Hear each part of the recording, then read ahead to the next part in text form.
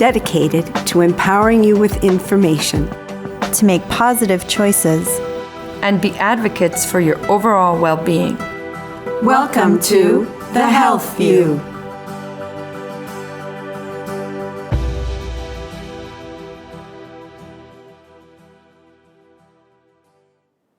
Welcome to The Health View.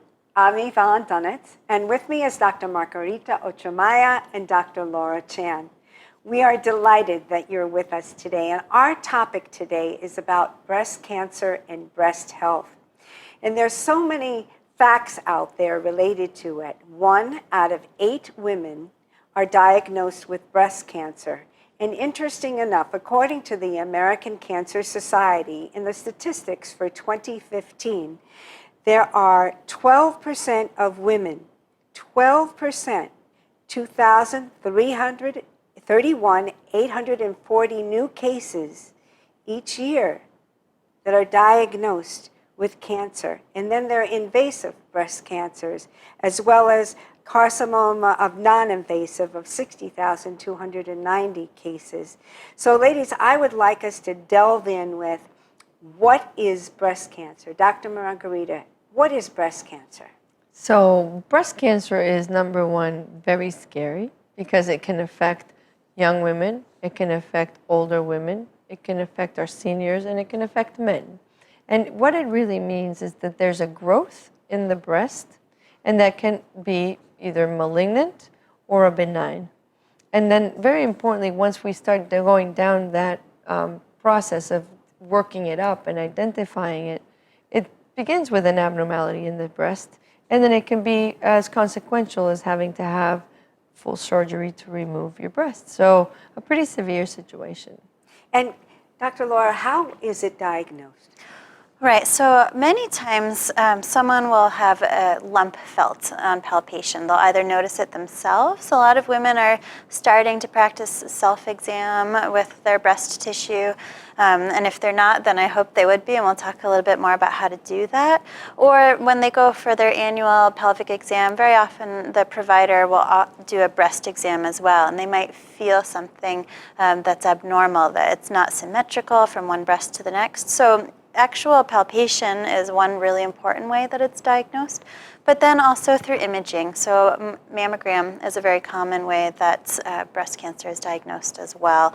And it's recommended for women who don't have a strong family history of it, usually starting around age 50 to get regular mammograms. But women with a strong family history, we should probably get it done earlier. And there are some women in their breasts from a very early age can actually be loaded with cysts. Mm-hmm. Some related to polycystic ovary disease or whatever else. And it's difficult in their respect to detect what is actually normal and what is not, and what's really going on in the breast. Is that not the case? My recommendation is usually like for example, on the day of your birthday. Yes. So if a person's born November 15th, then on the 15th of every month, it would be very important to do breast examination. We also think that it's after 40.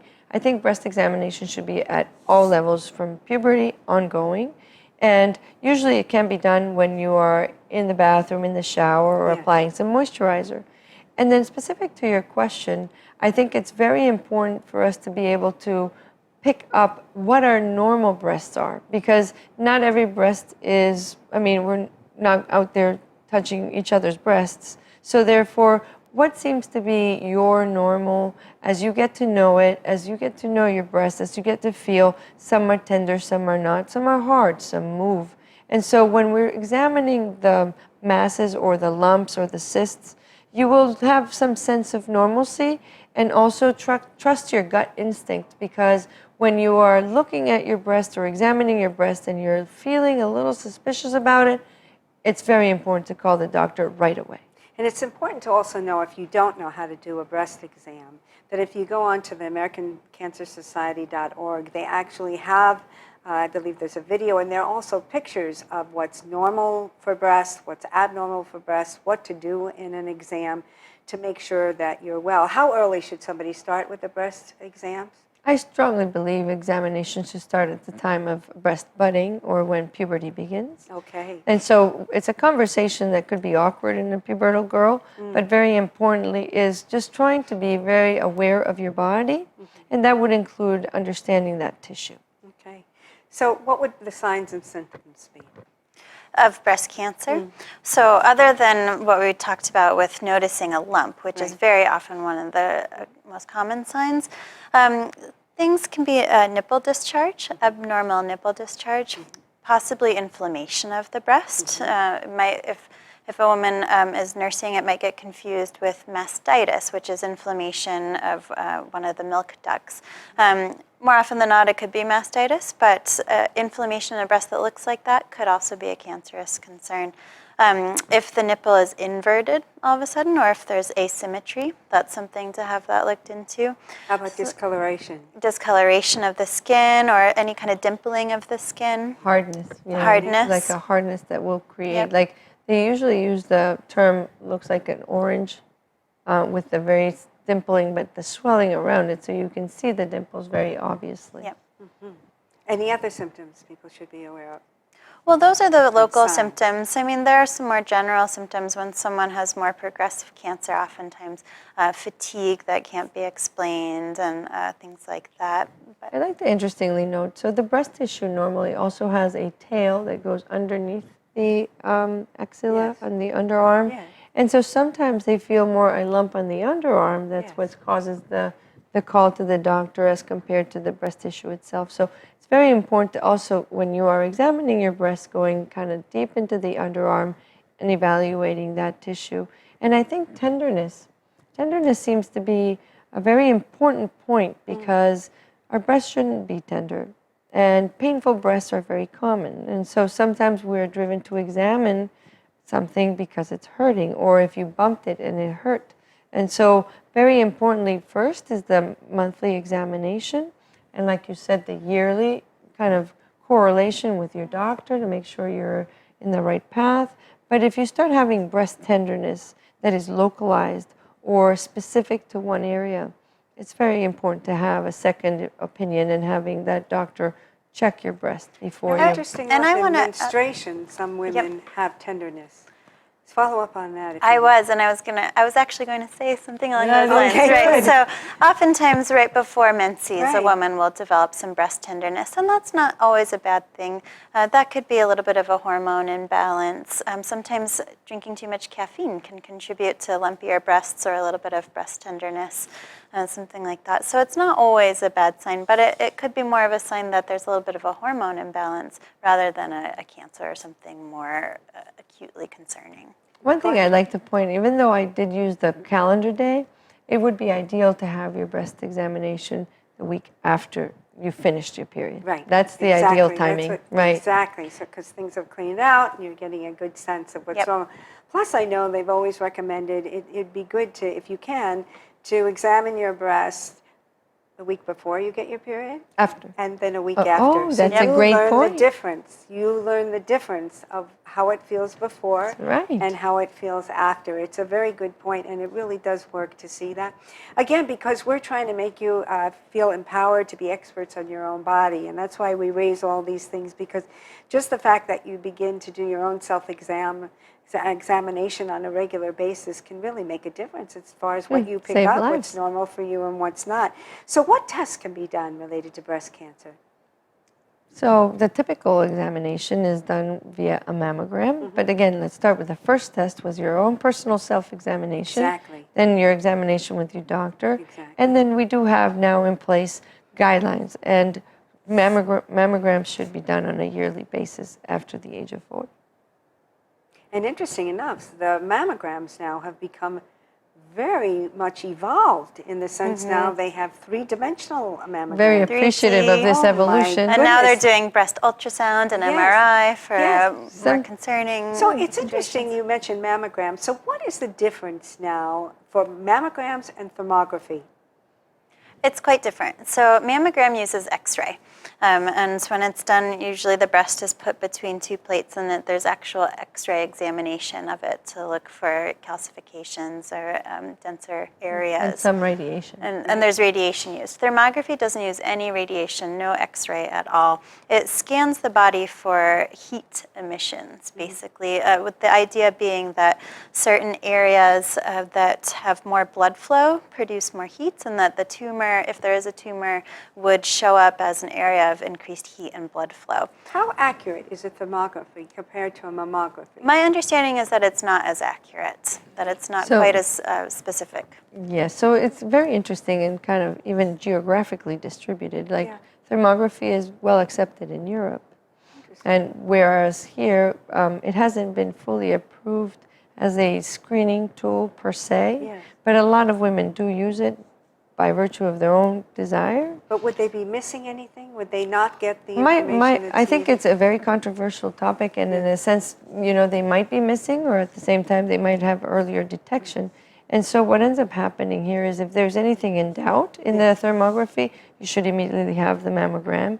And the other way around, if you have anything clinically or you feel anything with your breasts that maybe the thermography missed, you should still follow up with the mammogram. So I think we're in younger times in America in trying to understand its place.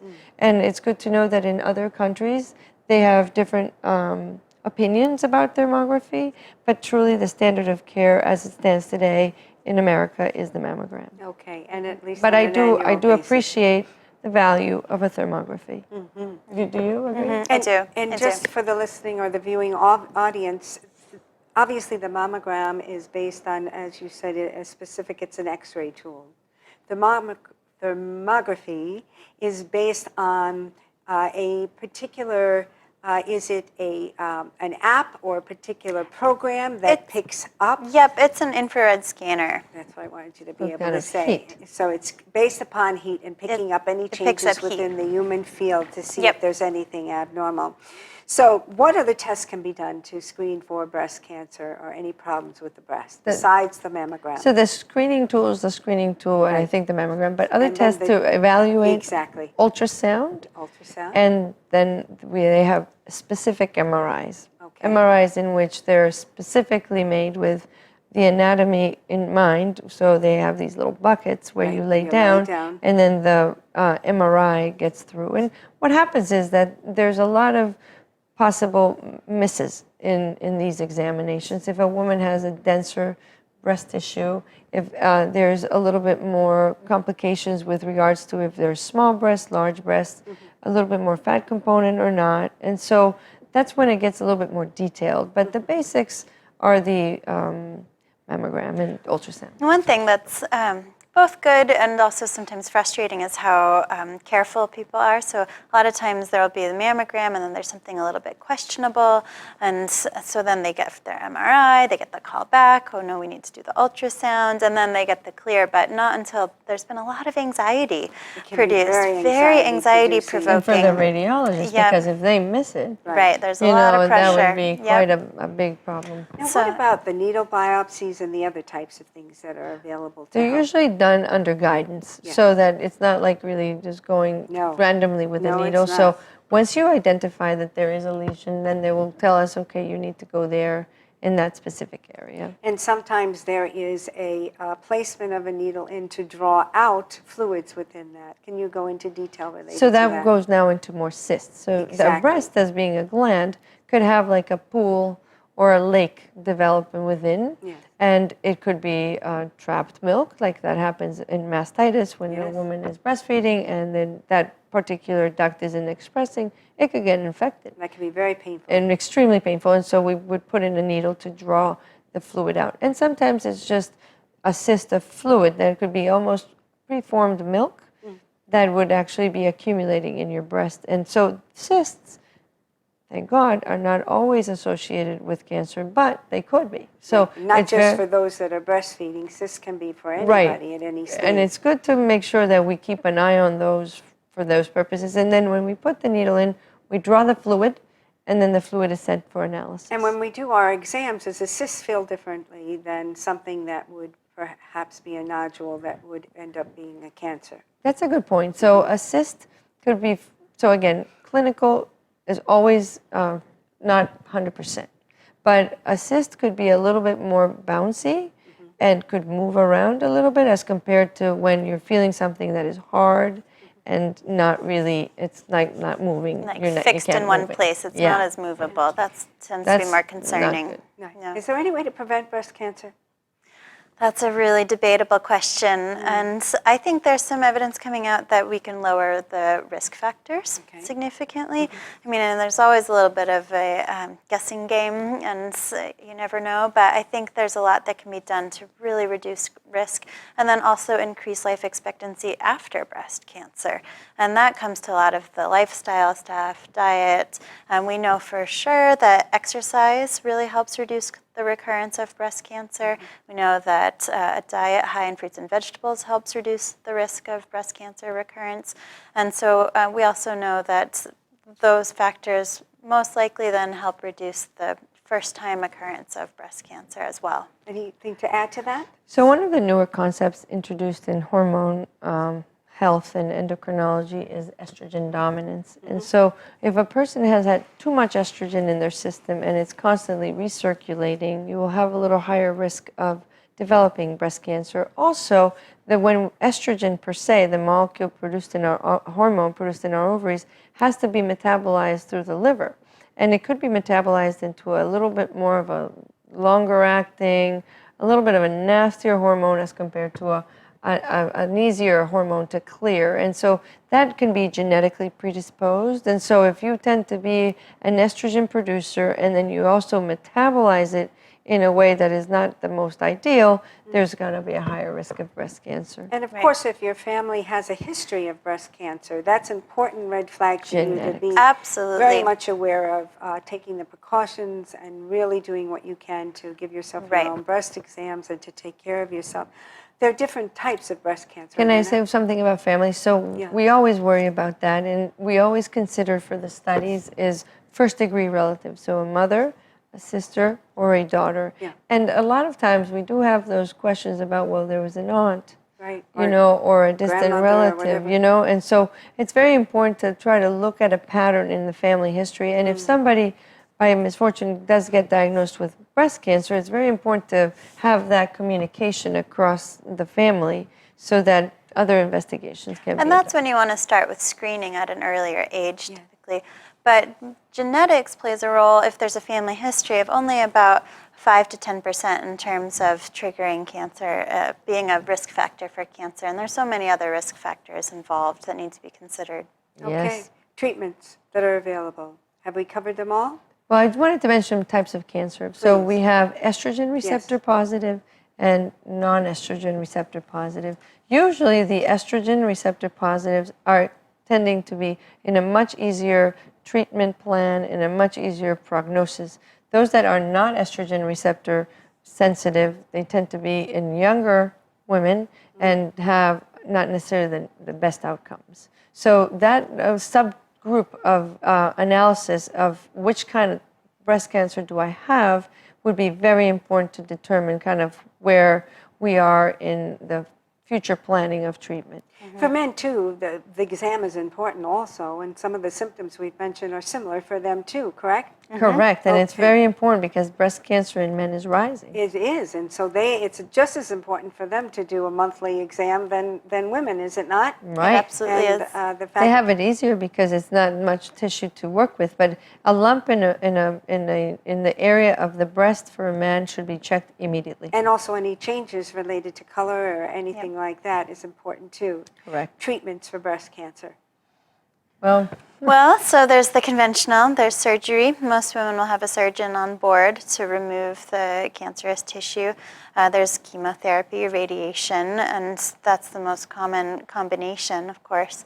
And that's what most women end up doing. And treatments have gotten better and better, and the rate of survival is significantly higher than it used to be, which is really exciting, really Thanks encouraging. to awareness, Yeah. because I mean, in the recent literature, the awareness has brought on that we pick them up sooner. Exactly. And as we're picking them up sooner, they're usually more encapsulated, more localized, and less invasive treatment needs to be done. But furthermore, very importantly is the after the treatment plan, because after the treatment plan, even if the full tumor was removed, we still have to be monitoring for any type of distant metastases or anything of that nature. So once you have breast cancer, you should always be an alert to making sure you follow up with your doctors accordingly. Exactly. So risk factors. Let's summarize that. So risk factors, there are quite a few. So immediate family connection, the genetics there, that's about 5 to 10% increase in cancer. Smoking is a big one, increase of smoking. Alcohol, we know there's a linear correlation with alcohol. The more you drink, the more likely you are to develop breast cancer. It's important for men and women to know Men that. and women. Yep, hormone use, so a history of birth control use, it does slightly increase the risk of breast cancer.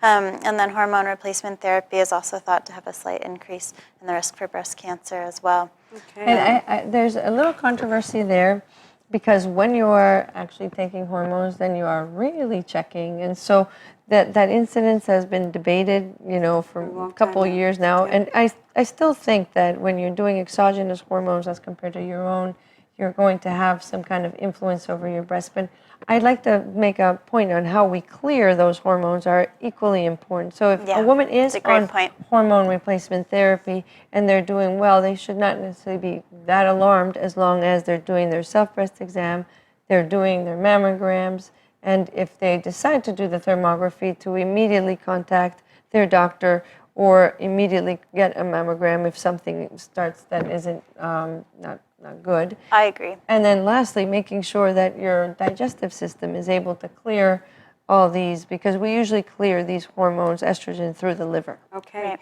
So let's also talk There's about one more that I breast want to pain. mention, Sorry. which is obesity. Oh, go ahead. Yes. Obesity is correlated with an increase in cancer too. Absolutely. Yep. Very good. Thank you for that. Breast pain. Breast pain. Okay, so what happens is that we always focus so much on breast cancer that we also kind of overlook a little bit of all the other kinds of breast issues. So there's one more breast cancer, which is the discharge from the nipple, and it could be a problem at the breast and the nipple area. That's Paget's disease of the breast, which is also a cancer, but it's very easily treatable. There's also a place where the pituitary gland, which produces prolactin, a hormone that makes us lactate and produce breast milk.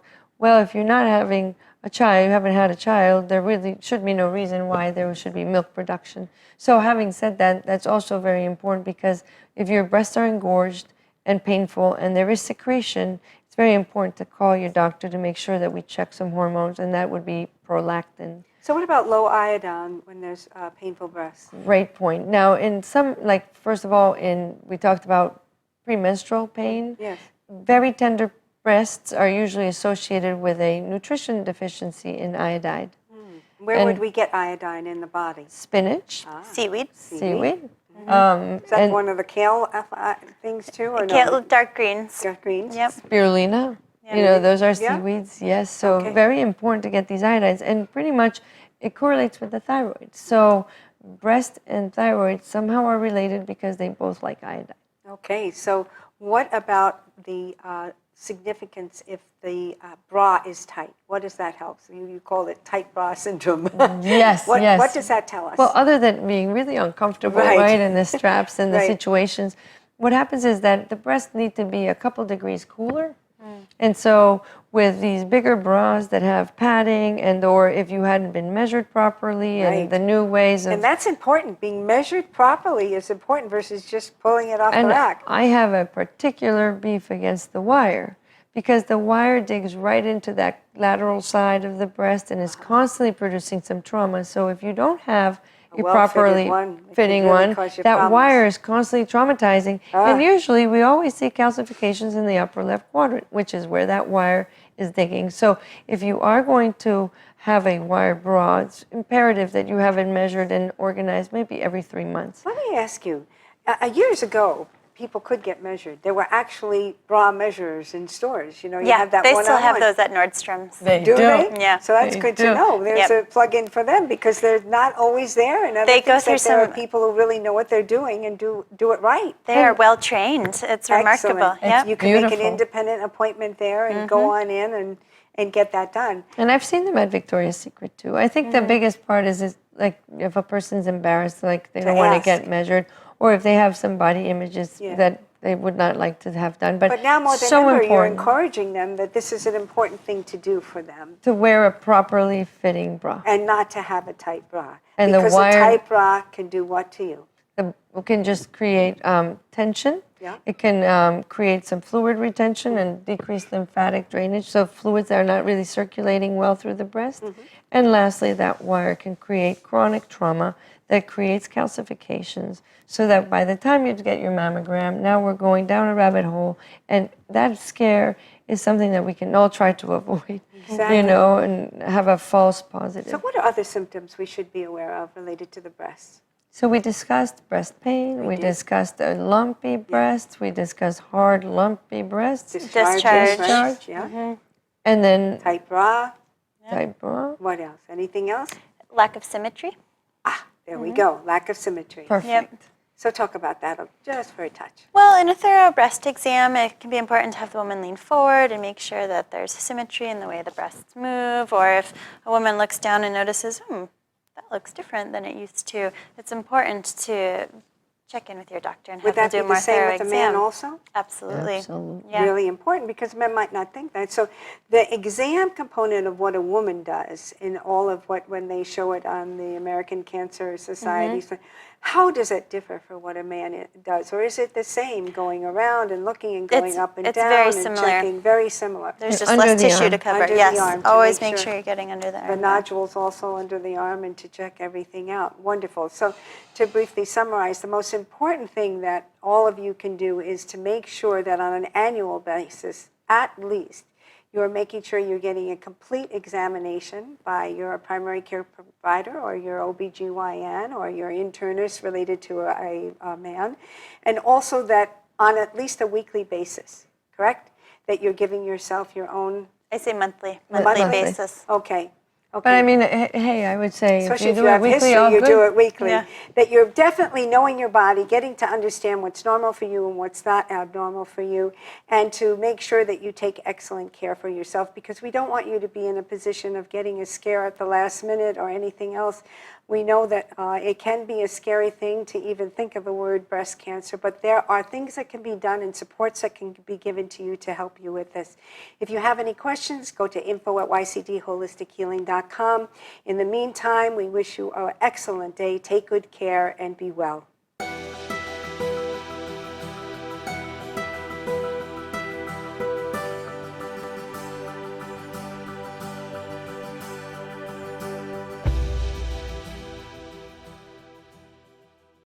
The preceding program